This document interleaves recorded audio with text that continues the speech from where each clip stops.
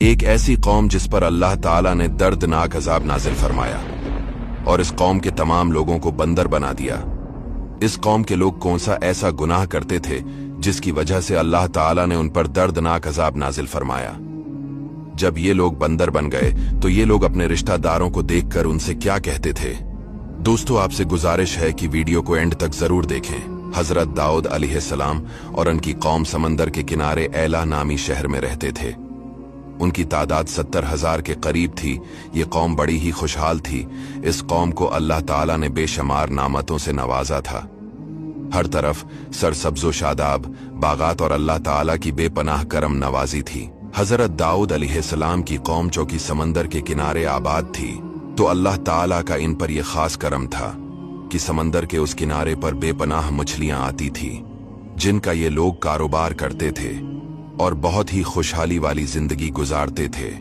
شہر ایلا میں رہنے والے بنی اسرائیل کو اللہ تعالیٰ نے ہفتے کا دن عبادت کے لیے خاص کرنے اور اس دن تمام برات دنیاوی مشاغل ترک کرنے کا حکم دیا۔ نیز ان پر ہفتے کے دن شکار حرام فرما دیا۔ جب اللہ تعالیٰ نے ان کی آزمائش کا ارادہ فرمایا تو ہوا یوں کہ ہفتے کے دن دریا میں خوب مچھلیاں آتیں اور یہ لوگ پانی کی سطح پر انہیں دیکھتے تھے، جبکہ اتوار کے دن مچھلیاں نہ آتی۔ شیطان نے ان کے دل میں وسوسہ ڈالا کہ تمہیں مچھلیاں پکڑنے سے منع کیا گیا ہے، لہٰذا تم ایسا کرو کہ دریا کے کنارے بڑے بڑے حوض بنا لو اور ہفتے کے دن دریا سے ان حوضوں کی طرف نالیاں نکال لو۔ یوں ہفتے کو مچھلیاں حوض میں آ جائیں گی اور تم اتوار کے دن انہیں پکڑ لینا۔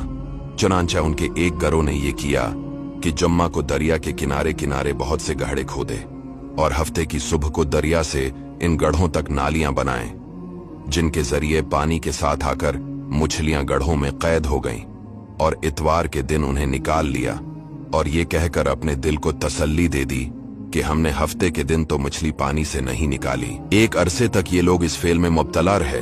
ان کے اس عمل کی وجہ سے اس بستی میں بسنے والے افراد 3 گروپس میں تقسیم ہو گئے تھے۔ ایک تہائی ایسے لوگ تھے جو ہفتے کے دن مچھلیاں کا شکار کرنے سے باز رہے اور شکار کرنے والوں کو منع کرتے تھے۔ ایک تہائی ایسے افراد تھے جو خود خاموش رہتے اور دوسروں کو منع نہ کرتے تھے، جبکہ منع کرنے والوں سے کہتے تھے کہ ایسی قوم کو کیوں نصیحت کرتے ہو جنہیں اللہ ہلاک کرنے والا ہے۔ اور ایک تہائی وہ خطاکار لوگ تھے جنہوں نے حکم الہی کی مخالفت کرتے ہوئے ہفتے کے دن مچھلیاں کا شکار کیا اور اسے کھایا اور بھیجا۔ مچھلی کا شکار کرنے والے لوگ اس معصیت سے باز نہ آئے تو منع کرنے والے گروپ نے ان سے کہا، ہم میل جول نہ رکھیں گے۔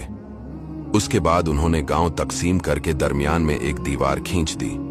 منع کرنے والوں کا ایک دروازہ الگ تھا جس سے آتے جاتے تھے اور خطا کاروں کا دروازہ الگ تھا۔ حضرت داؤد علیہ السلام نے ان خطا کاروں پر لعنت کی تو ایک روز منع کرنے والوں نے دیکھا کہ خطا کاروں میں سے کوئی باہر نہیں نکلا، تو انہوں نے خیال کیا کہ شاید آج شراب کے نشے میں مدہوش ہو گئے ہوں گے۔ چنانچہ انہیں دیکھنے کے لیے دیوار پر چڑھے تو دیکھا کہ وہ بندروں کی صورتوں میں مسخ ہو گئے تھے۔ اب یہ لوگ دروازہ کھول کر اندر داخل ہوئے تو وہ بندر اپنے رشتہ داروں کو پہچانتے اور ان کے پاس آ کر ان کے کپڑے سونکھتے تھے، اور یہ لوگ ان بندر ہو جانے والوں کو نہیں پہچانتے تھے۔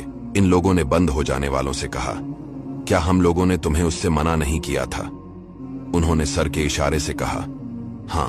اس کے 3 دن بعد وہ سب ہلاک ہو گئے اور منع کرنے والے سلامت رہے۔ وہ گروپ جس نے خاموشی اختیار کی تھی، اس کے افراد مچھلی کے شکار پر بالکل راضی نہ تھے، بلکہ ان شکاریوں سے منتظر تھے، جبکہ انہیں سمجھاتے اس لیے نہیں تھے کہ ان کے ماننے کی امید نہ تھی۔ اس سے بظاہر یہی سمجھ آتا ہے کہ یہ لوگ بھی نجات پا گئے تھے، کیونکہ جب کسی کے ماننے کی امید نہ ہو تو امر بالمعروف کرنا فرض نہیں رہتا۔ یہاں ایک بات قابل توجہ ہے۔ حدیث شریف میں ہے، حضرت عبداللہ بن مسعود رضی اللہ تعالیٰ عنہ فرماتے ہیں، ایک شخص نے عرض کی، یا رسول اللہ صلی اللہ علیہ وسلم، کیا بندر اور خنزیر مسخ شدہ لوگ ہے؟